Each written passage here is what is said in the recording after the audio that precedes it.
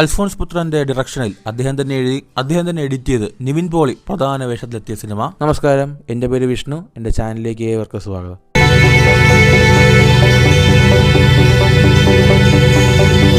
പ്രേമം 2015 May 29 റിലീസായ cinema. ഇന്ന് പ്രേമം എന്ന സിനിമ ഇറങ്ങി 10 വർഷം തികയാണ്. പ്രേമത്തിന് 10 വയസ്സായിരിക്കുകയാണ്.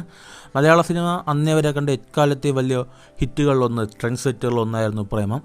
ഒരുപക്ഷെ മലയാളത്തിൽ പ്രേമത്തിന് ശേഷവും പ്രേമത്തിന് മുമ്പും ശേഷവും എന്നൊരു കാര്യം തന്നെ വെക്കേണ്ടി വരും. കാരണം മലയാളത്തിൽ പ്രേമത്തിന് ശേഷം ഒരുപാട് ഇൻഡസ്ട്രി ഹിറ്റുകളും ബ്ലോക്ക് ബസ്റ്ററൊക്കെ പറഞ്ഞിട്ടുണ്ടെങ്കിലും ഇതുപോലൊരു ട്രെൻഡ് സെറ്റ് ചെയ്ത വേറൊരു സിനിമ ഇല്ല എന്ന് തന്നെ പറയേണ്ടി വരും.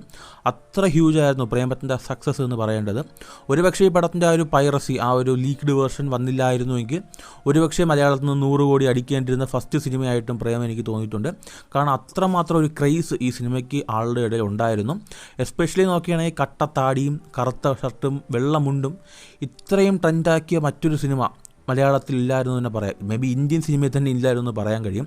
അതിന് മെയിൻ കാരണം ഈ സിനിമ അന്ന് 4 കോടി ബഡ്ജറ്റിലെടുത്ത സിനിമ ഏകദേശം 73 കോടി രൂപയാണ് ബോക്സ് ഓഫീസിൽ നിന്ന് കളക്ട് ചെയ്തത്. കേരളത്തിൽ മാത്രം പടം 175 ദിവസം ഓടി.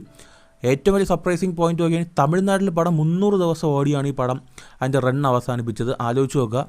എനിക്ക് തോന്നുന്നു തമിഴിൽ ഒരുപാട് സിനിമകൾ വന്ന് കേരളത്തിൽ ഒരുപാട് ദിവസങ്ങൾ ഓടി വലിയ കളക്ഷനൊക്കെ എടുക്കാറുണ്ട്.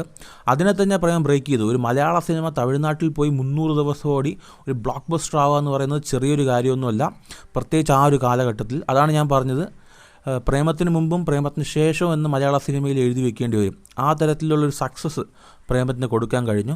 ഈ പടം ഭയങ്കര ഡിഫറൻ്റ് ആയിരുന്നു. ഈ പടത്തിന് ഈവൻ ആ ടൈറ്റിലിൽ പോലും ഒരു ചിത്രശില്പത്തിൻ്റെ രൂപത്തിലായിരിക്കും പ്രേമം എന്ന് തന്നെ എഴുതിയിട്ടുണ്ടാവുക. കഥ വളരെ സിമ്പിളായിട്ടുള്ള ജോർജ് എന്ന കഥാപാത്രം, ആ കഥാപാത്രത്തിൻ്റെ ലൈഫിലൂടെ കടന്നു പോകുന്ന 3 സ്ത്രീകൾ ആൻഡ് അവർക്കൊക്കെ എന്ത് സംഭവിച്ചു എന്ന് പറയുന്ന, ജോർജ് അവസാനം എവിടേക്ക് എത്തി എന്ന് പറയുന്ന വളരെ കോമഡി ആയിട്ടുള്ള, വളരെ നാച്ചുറൽ ആയിട്ടുള്ളൊരു കഥ. ഒരു റോം കോം എന്ന രീതിയിൽ കണ്ടിരിക്കാൻ പറ്റുന്നൊരു സിനിമയായിരുന്നു.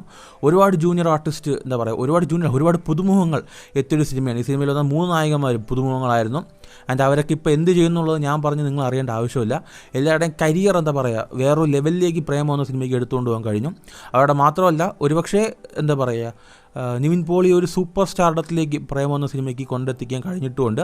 കേരളത്തിൽ മാത്രമല്ല, ഇന്ത്യ മൊട്ടാകെ ഒറ്റ സിനിമ കൊണ്ട് നിവിൻ പോളിയുടെ സ്റ്റാർഡം എന്ന് പറയുന്നത് വേറെ ലെവലിലേക്ക് തന്നെ മാറിയിട്ടുണ്ടായിരുന്നു. ആൻഡ് ഈ സിനിമയെക്കുറിച്ച് എടുത്തു പറയുമ്പോൾ തീർച്ചയായിട്ടും സിനിമയുടെ സിനിമോട്ടോഗ്രാഫി എടുത്തു തന്നെ പറയണം. ആനന്ദ് സി ചന്ദ്രനാണ് സിനിമയുടെ സിനിമോട്ടോഗ്രാഫി ചെയ്തിരുന്നത്. അതുപോലെ തന്നെ ഈ സിനിമയുടെ മ്യൂസിക് രാജേഷ് മുരുകേശനാണ് സിനിമയുടെ മ്യൂസിക് ചെയ്തിരുന്നത്. ആൻഡ് ഇപ്പോഴും ഞാൻ പറയാം, one of the best shots ഉള്ള ഒരു സിനിമയാണ്. അതുപോലെ തന്നെ മ്യൂസിക് പലരുടെയും പ്ലേലിസ്റ്റിൽ ഇപ്പോഴും ഉള്ള പാട്ടുകൾ ഈ സിനിമയിൽ നിന്നുള്ളതായിരിക്കും. ആൻഡ് എക്സ്പെഷ്യലി മലരെ പോലുള്ള സോങ്ങുകളൊക്കെ ഇപ്പോഴും പലരുടെയും ഫേവറേറ്റ് ആയിരിക്കും. ആൻഡ് ഈ ഒരു പടം തെലുങ്കിലേക്ക് റീമേക്ക് ചെയ്തിട്ടുണ്ട്. ഞാൻ പറയേണ്ട ആവശ്യമില്ല, ആരാണ് അഭിനയിച്ചുള്ളത് നിങ്ങൾക്ക് തന്നെ അറിയാം.